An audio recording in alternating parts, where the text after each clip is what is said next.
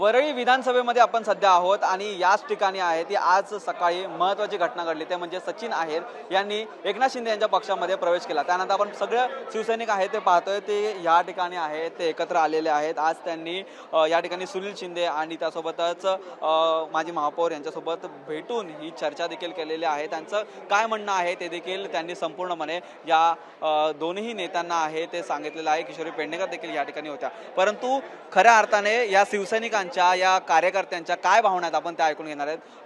ताई, आज सकाळी आपण सगळं पाहिलं, आज तुम्ही या बैठकीला उपस्थित होतात, एक शिवसैनिक, एक अनेक वर्षापासूनच्या तुम्ही कार्यकर्ता म्हणून काय सांगाल?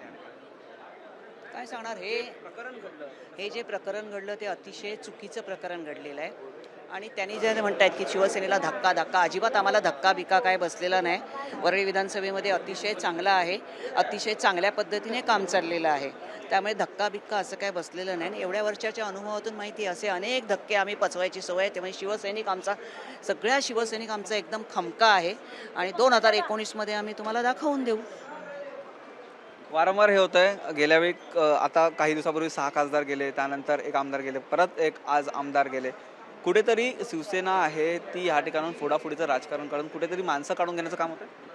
हो ना, कारण त्यांच्याकडे माणसंच नाही आहेत। शिवसेनेने सगळे तयार केलेले खासदार आणि आमदार घेऊन जात आहेत, कारण त्यांच्याकडे माणसं नसल्यामुळेच त्यांनी घेऊन चाललेले आहेत ना। आमच्याकडे सगळे तयार झालेले आहेत, त्यामुळे आम्हाला काही फरक पडत नाही, कारण ते स्वतःच्या फायद्यासाठी आतापर्यंत शिवसेनेने सन्माननीय कार्याध्यक्ष उद्धव साहेबांनी भरपूर त्यांना दिलेलं आहे, पण ते लाथाडून जे तिकडे गेलेले आहेत ते आणखीन थोड्या दिवसांनी हे चढ उतारे असेच चाललेले असतात। यांना आता आणखीन थोड्या दिवसांनी त्यांना कळेल काय आहे शिवसेना, काय आहे त्यांना आंतरिक आता वाटत असेल, जे गेले त्यांना सुद्धा वाटत असेल की आपण ह्या शिवसेना पक्षामध्ये असल्यानंतर, उद्धव बाळासाहेब या पक्षामध्ये असल्यानंतर आपल्याला इथे किती मान सन्मान मिळत होता। पैसा नाही पण मान सन्मान जो मिळत होतो तो तिथे गेल्यानंतर स्वतःच्या रात्री झोपताना त्यांना आठवण होईल की आम्ही फार चुकीचं पाऊल उचललेलं आहे आणि कालांतराने त्यांना हे कळणारच आहे। आपल्यासोबत जसे अनेक वर्षापासूनचे शिवसैनिक आहेत तसे युवा सैनिक देखील आपल्यासोबत आहेत। तर काय सांगाल, जे आज प्रकरण घडलं कुठेतरी या मतदारसंघामध्ये कुठेतरी फरक पडेल? कारण अनेक लोक आहेत ते आपल्याला सोबत असताना पाहायला मिळतात। अजिबात फरक पडणार नाही। पहिली गोष्ट, जे गेले ते आमचे होतेच नाही। जर ते आमचे असते तर आज उद्धव साहेब आणि आदित्य साहेबांच्या सोबत असले असते आणि इकडचे सगळे युवा सैनिक जे आहेत वरळी विधानसभेतले त्यांना तर जरा पण फरक पडणार नाही, कारण ते आलेले कधी 2019ला आणि जेमतेम जे 2-3 वर्ष पण राहू शकले नाहीत नीट आमच्याबरोबर, ते पुढे पण जाणारच होते। तर बरं झालं ते आत्ताच गेले, त्याच्यामुळे बाकीच्यांना तरी चान्स भेटेल। जे कट्टर युवा सैनिक आहेत किंवा शिवसैनिक आहेत, जे तळागाळातले आहेत, आधीपासूनचे आहेत, जे सतत कार्यरत आहेत आणि जे निष्ठावंत आहेत, ज्यांना कुठच्याही कशाची लालसा नाही आहे किंवा कुठली अपेक्षा नाही आहे, तर मला नाही वाटत की त्यांच्या जाण्याने कुठलाही फरक पडेल। कारण ही जी वरळी विधानसभा आहे ही बाळासाहेबांची आहे, उद्धव साहेबांची आहे आणि आदित्य साहेबांची आहे। धन्यवाद। सर, काय सांगाल, अनेक वर्ष शिवसेनेत पाहतोय तुम्ही, स्थानिकांपासून ते आतापर्यंत नगरसेवकापर्यंत हा संपूर्ण प्रवास केला।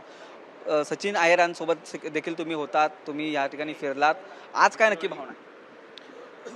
फार आनंद होता मला त्याच्या जाण्याने। खरंच शिवसेना वरळीतली कॉर्पोरेट सेना नाही आहे, ही बर्गर पिझ्झा पास्ता खाणारी सेना नाही, शिवसैनिकांची सेना आहे, जी पुरणपोळी पण खाते, पोळी भाजी पण खाते आणि पुरी भाजी पण खाते, ती सेना आहे। त्या सेनेच्या माध्यमातून इथला सैनिक तयार होतो, तो शाखाप्रमुख होतो, तो नगरसेवक होतो, तो आमदार होतो। वरळीतली सेना ती घडवते आणि बनवते। आम्हाला फार आनंद होतो आहे। तो काळ आठवतो आम्ही ज्यावेळी आले आणि आमदार झाले, तो काळा दिवस होता आमच्यासाठी। आज गेले, तो आमच्यासाठी पांढरा दिवस आहे। शिवसैनिक म्हणून काय भावना आहे आज या ठिकाणी जे सचिन आहेर गेले, कुठेतरी फरक पडेल या वरळी विधानसभेत? नाही, फरक पडेल कसा कारण अगोदर पण भाऊनी त्यांना इकडे हे केलेलं आहे, हरवलेलं आहे आणि चांगल्या मताधिक्याने हरवलेलं आहे। मग तेव्हा जर फरक नाही पडला तर आता काय फरक पडेल?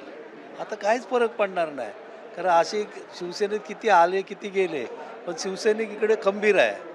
जोपर्यंत शिवसैनिक खंबीर आहे तोपर्यंत शिवसेना कधीच संपणार नाही आणि हे त्याचं असतं पण होणार नाही कधीच।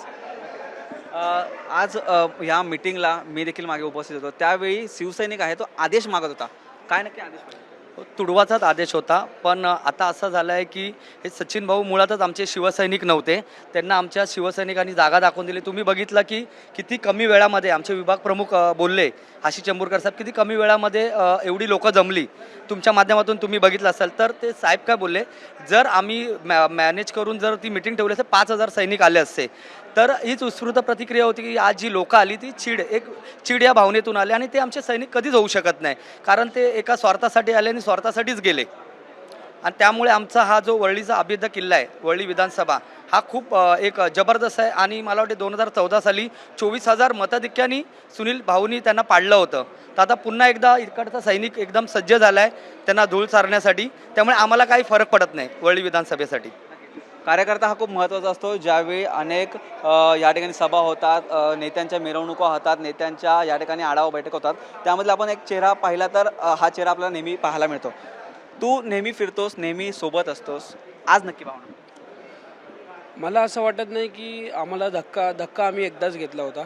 याच्या आधी आम्ही धक्का कधी, आणि धक्के असे आम्हाला येतच राहतात. शिवसैनिकांना फक्त आदेश, जर आम्हाला मातोश्रीचा आदेश आला ना, शिवसैनिक आहे ना, विचार करत नाही की मातोश्रीचा आदेश हा फायनल असतो आमच्यासाठी.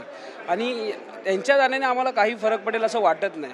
आणि आमची पोकळी म्हणजे गेलेलीच नाही, कारण आमच्याकडे सुनील शिंदे आहेत, किशोरीताई आहेत, वरळीत खूप सारे बलाढ्य नेते आहेत. आणि ह्यांच्या जाण्याने आम्हाला काही फरक वाटेल असं वाटत नाही. ताई काय सांगशील, काय म्हणा? प्रत्येक न्यूज चॅनलवर सध्या एकच प्रश्न येतोय की शिवसेनेला, वरळीतल्या खऱ्या शिवसैनिकांना धक्का बसलाय की नाही. मी म्हणेन धक्के ते असताना बसले. ते असं म्हणतात की उद्धव साहेबांनी, आदित्य साहेबांनी कधी त्यांना दाद दिली नाही, त्यांना पाहिजे तसा वेळ दिला नाही. पण जेव्हा केव्हा आदित्य साहेब म्हणा, उद्धव साहेब म्हणा, आमच्या शाखेत आले आहेत आमची भेट घ्यायला, तेव्हा त्यांनी आम्हाला धक्के मारून आम्हाला बाजूला केलं आहे. आमच्यासारख्या तळागाळातल्या शिवसैनिकाला त्यांनी बाजूला करून ते स्वतः त्यांच्यावर असायचे. मी म्हणेन धक्के ते असताना आम्हाला लागले, तर ते नसताना आम्हाला धक्के लागले नाही आहे. उलटे आम्ही खुश आहोत की जे राहिलेत ते आमचे सगळे मावळेत आणि गेलेत ते कावळे. मित्रा, तू आज या ठिकाणी आहेस. मी फक्त एवढंच बोलू शकतो की आज बोलतायत की धक्का बसला, ठाकरे कुटुंबियांना धक्का बसला, उद्धवजींना धक्का बसला. हा धक्का बसलेला नाही आहे. हे ऑलरेडी गद्दार होते. हे आमचे निष्ठावंत शिवसैनिक नव्हते. हे राष्ट्रवादीमधून आलेले होते. फक्त एवढंच की आमच्या उद्धव साहेबांनी, आदित्य साहेबांनी आज जे त्यांना पाठबळ दिलेलं आहे, आज त्यांना जे एवढ्या मोठ्या स्तरावर पोचवलेलं आहे, आणि ते आज तिकडे गेलेले आहेत, ते गद्दार आहेत. ते कुठले आज बोलतील एकनाथ शिंदे की खुद्दार आहे, खुद्दार आहे. येणाऱ्या काही काळामध्ये जर निवडणुकीमध्ये हे जर दोन्ही नेते आमने सामने पाहायला मिळालं, काय होऊ शकतं? त्यांच्याकडे देखील काही कार्यकर्ते जे शिवसेनेमध्ये होते ते आता त्यांच्या सचिन आयरांसोबत गेलेले आहेत. त्यांना काय सांगणार सर? काही सांगू शकत नाही. काय होणार आहे? इथे फक्त शिवसेनेचा हा बालेकिल्ला आहे. इथे फक्त ठाकरे आणि ठाकरेच निवडून येणार, आणि ह्याच्या पुढेही फक्त इथे ठाकरेंशिवाय कोणी असणार नाही. गेले ते कावळे, राहिले ते मावळे. तर या उत्स्फूर्त प्रतिसाद आणि या भावना आहेत त्या या ठिकाणच्या वरळीतल्या सर्व पदाधिकाऱ्यांच्या आपल्याला पाहायला मिळाला. ह्याच वरळी विधानसभेमध्ये कुठलाही फरक पडणार नाही. सर्व पदाधिकारी, सर्व शिवसैनिक हे एकवटलेले आहेत, एकत्र आहेत, अशा सर्व भावना आहेत त्या या ठिकाणाहून ऐकायला आपल्याला मिळाल्या. व्हिडिओ कमले डोंगरेसह निखिल चव्हाण, TV9 मराठी, मुंबई.